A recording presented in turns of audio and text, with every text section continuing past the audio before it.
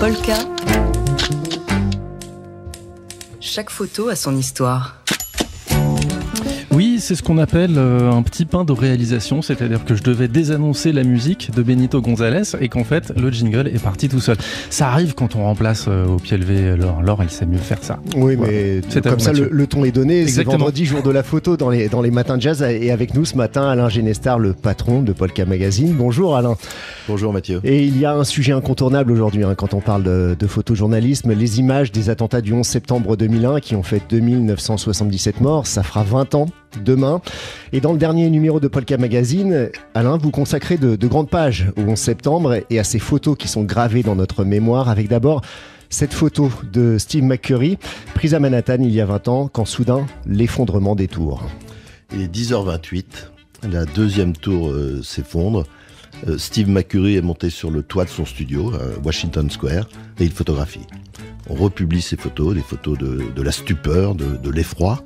Et puis on continue, toujours avec Steve McCurry, et là on rentre dans les entrailles de l'enfer avec pendant des jours ces pompiers qui recherchent des corps.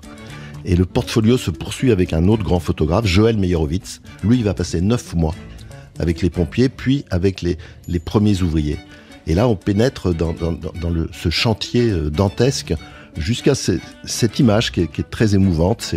On est à la fin du mois de mai 2002. Et il y a les ouvriers qui signent une poutrelle métallique, qui peignent quelque chose. C'est une photo très belle. Et c'est la photo qui ferme la première partie de ce portfolio. Quand on voit ces images, on se pose une question. Quelle signification elles peuvent avoir aujourd'hui, puisque l'hommage de demain se déroule dans une ambiance particulière, avec d'autres images qui nous viennent en tête, celle de la chute de Kaboul et de la débâcle américaine.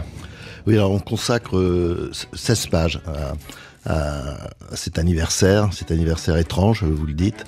On publie des grandes doubles pour vraiment rentrer dans ces photos. Et on a choisi, à la fin, de terminer le portfolio en demandant à une jeune photographe, Lucky Islam, elle a 18 ans, elle n'était pas née le 11 septembre, elle est journaliste au Bronx Documentary Center, elle est musulmane, comme son nom l'indique, elle porte le hijab, et elle est allée sur place aujourd'hui, donc elle a pris des photos du World Trade Center aujourd'hui.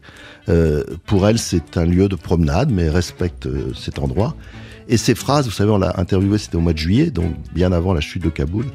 Et elle parle et elle dit « Nous, aux États-Unis, on ne regarde qu'un seul côté de notre histoire. » Vous savez, Mathieu, ce qui s'écrit aujourd'hui, c'est la suite de cette histoire, c'est à Kaboul, 20 ans après. Ces photos qui ont gravé notre mémoire, c'est donc à voir dans le dernier numéro de Polka Magazine, à trouver chez vos kiosquiers. Polka. Chaque photo a son histoire.